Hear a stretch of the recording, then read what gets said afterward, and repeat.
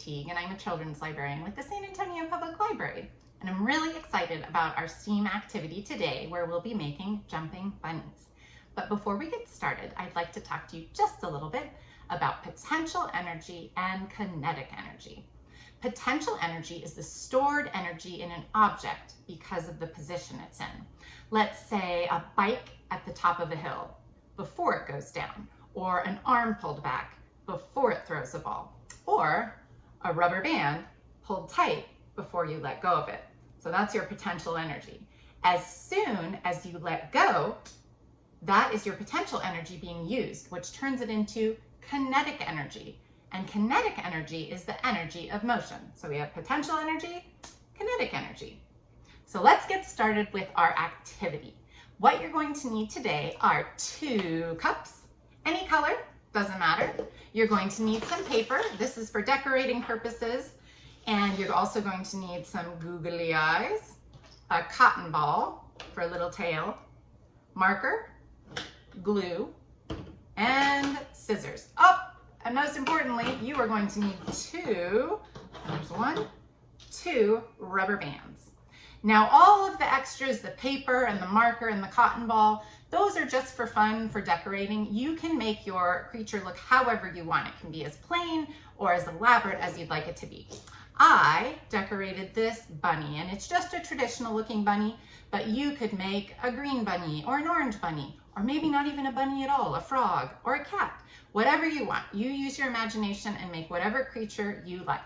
For today, I've made this bunny. You can see how I used the different items that I had to decorate: ears, nose, little tail.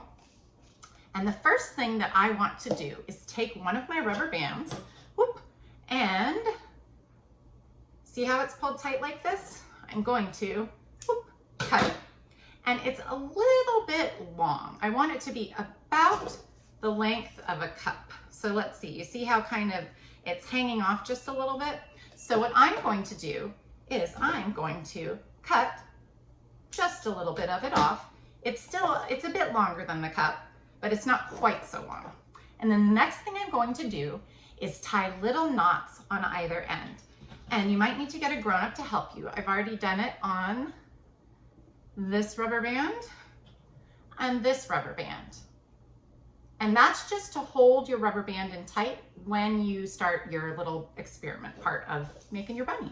So the next thing you're going to need to do, and you might need a grown-up for this as well, is to take your cup and cut 4 little slits around the bunny. So I'm doing one in the front and one right in the back across from it. Just a little, maybe like 1/4 of an inch high. And then I'm doing them on the sides.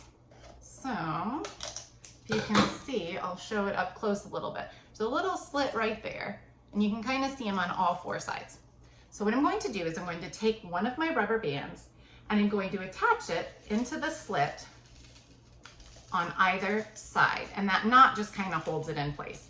And you can pull your rubber band as tight or as loose as you want. And actually, I encourage you to try doing both things, tight and loose, to see the different things that might happen with your bunny. So there's one, and let me show you the other one. We'll do the exact same thing. And the slits are tight enough that your rubber band kind of can be held in place all by itself, but the knots really help hold it in place, just in case your bunny gets a little too excited and is bouncing all over the place. So when you are finished, it should look a little something like this. And you can see how this one sticks out just a little bit more. I could tuck it in if I wanted to. Like I said, you can make these as loose or as tight as you want. And I definitely want you to try both because it's kind of fun. So we've got our bunny or our creature, and we've got our rubber bands. And then we have our second cup, which we haven't done anything with. And this is where it gets fun. You are going to take your bunny, you're going to press it down on top of the other cup, and then you're going to let go. So we have our potential energy. Our rubber bands are stretched really tight right now. And when we let go, our kinetic energy. So these are so fun.